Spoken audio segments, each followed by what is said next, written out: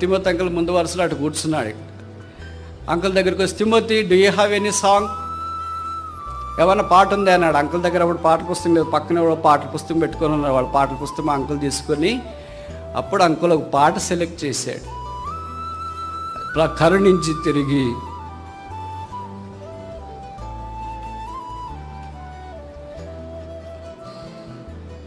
సమకూర్చు ప్రభువా, క్షమాపణ, నేను నిన్ను వేడుచున్నాను.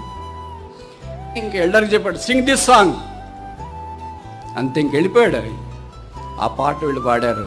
తర్వాత అంకుల్ వచ్చి, దావీదు సమస్తమును సమకూర్చుకొని నన్ను వాక్యం చెప్పాడు. ఆల్టర్ కాలిస్తే సగానికి పైన ప్రజలు లేచి నిలబడి ఏడ్చి సమర్పించుకుంటూ వచ్చి, ఏమైనా దినాలు